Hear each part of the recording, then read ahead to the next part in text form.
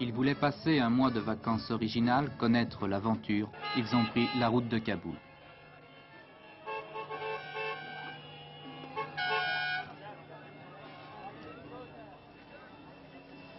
Au départ de Paris, ils étaient 488 équipages. Nous les avons retrouvés à Istanbul, en Turquie. Au contrôle, on en comptait encore 460.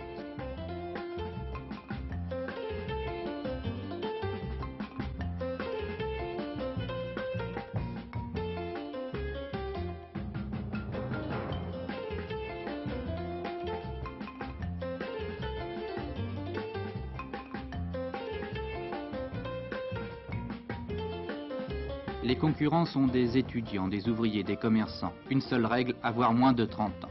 Ils étaient partis depuis 5 jours, ils étaient vraiment sales, mais ils ne voyagent pas en pullman, ne couchent pas dans les hôtels, alors au diable les frais de toilette. Ils se permettent une seule élégance, le chapeau.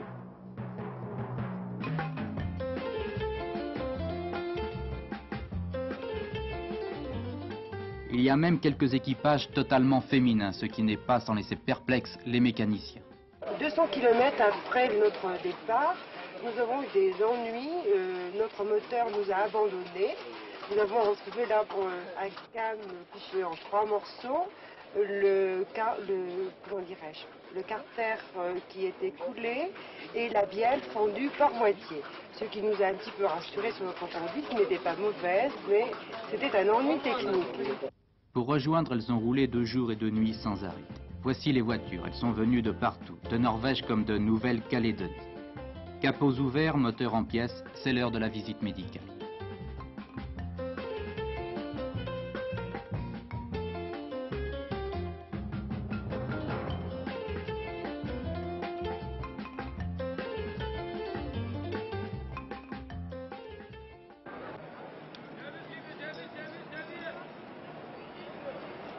La découverte d'un autre monde, le voyage, c'est la raison principale, la seule raison en fait qui a poussé sur la route les concurrents du raid.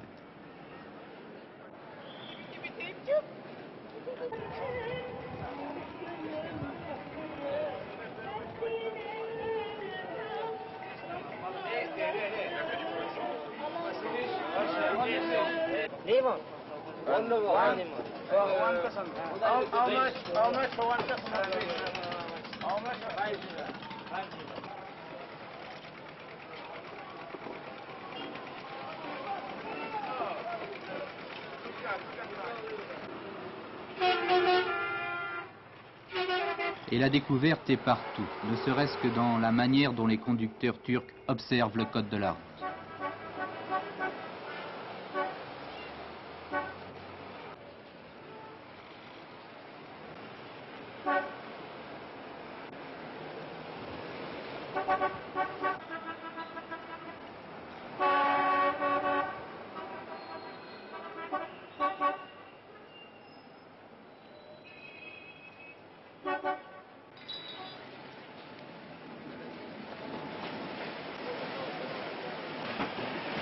Sur le bac, pendant la traversée du Bosphore, la circulation dans Istanbul était d'ailleurs le sujet de toutes les conversations. C'est très amusant, ça en est donné à cœur joie pour conduire dans Istanbul. On a joué le jeu, on a klaxonné, on a foncé, il ne faut pas hésiter, il faut se donner à plein, je pense. Je dirais qu'ils sont très doués parce que la circulation est très fluide. Ah oui, ils sont très adroits. En traversant le Bosphore, on change de continent. De l'Europe, on passe en Asie.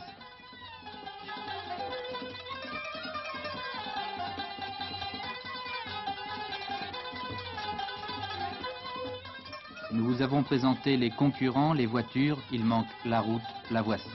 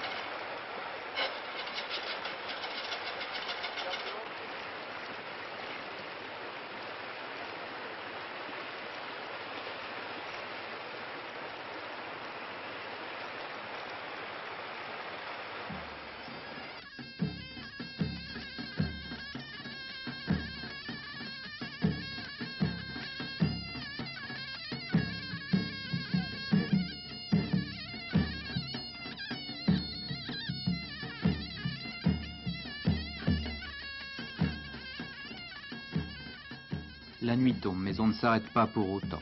Certains concurrents, redoutant la panne qui les ferait arriver en retard au contrôle, roulent toute la nuit pour prendre de l'avance. D'autres, pour respecter leur plan de route, continuent jusqu'à minuit, 1 heure du matin. Pour dormir, la voiture, la tente ou plus souvent, la belle étoile. Après 4-5 heures de sommeil, le bivouac est fini. Un peu de ménage, un brin de toilette, un léger repas, et puis il faut repartir.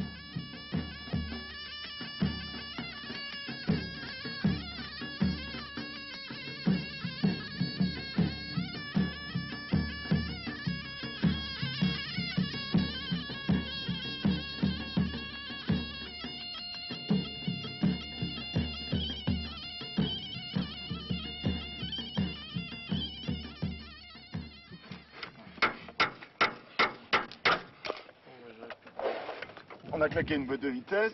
Vu que un de nos collègues en avait eu leur change, on commence à démonter, on change quoi. On a espoir d'arriver à Erzurum, peut-être. Changer la boîte. Oui, changer la boîte. Ça va vous prendre combien de temps à peu près? 4 heures. Et comme ça au milieu de la route, ça ne vous pose pas des problèmes? Non, par la chaleur peut-être. Ce rallye a plusieurs particularités infiniment sympathiques. Aucun des concurrents ne se prend au sérieux, personne n'attache d'importance au classement final. Ils sont tous solidaires entre eux et même le très gros pépin se termine bien. Jugez plutôt. On a vu la voiture arriver, elle se foutait sur le toit, tout ça, elle a dévalé, elle a renversé même une vache, j'ai l'impression. Puis elle est atterrie là, quoi. Il y a juste le gars qui est là-bas, qui a une blessure ici dans le cou. Et comment ça se fait? Qu'est-ce que c'est là? La route s'arrête brusquement? La route s'arrête brusquement parce que je vois, il y a un nouveau pont qui a l'air d'être en construction quelque part là. Et puis, donc on passe l'oued comme ça à gué.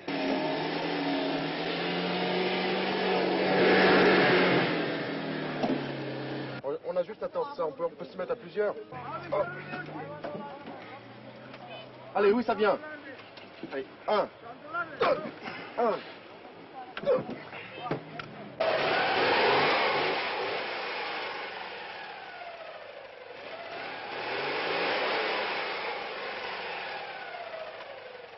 Elle va marcher là? Quoi? Elle va marcher? Ah ouais, elle repart. Elle repart? Ah ouais, elle va repartir, le châssis a l'air bon. Le châssis a l'air bon, puis les bras sont pas tordus. Non, les bras. La direction est bonne. Là, elle doit rouler. En principe, elle doit rouler au moins jusqu'à Kaboul et puis revenir de toute façon. Effectivement, le lendemain, à l'étape d'Erzurum.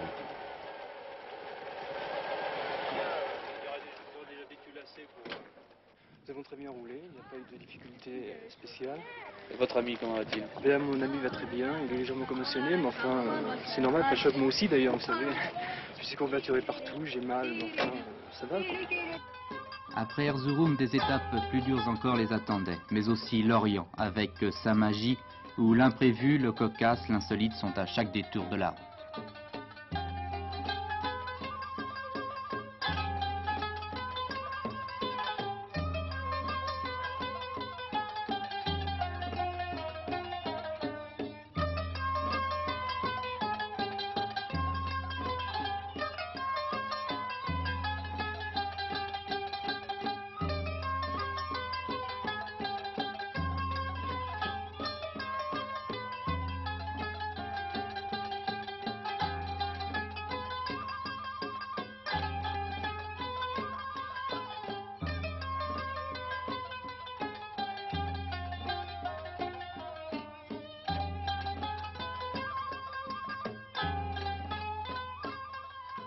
Nous les avons abandonnés en vue des frontières de l'Iran. Il leur restait plus de 12 000 kilomètres avant de revenir à Paris.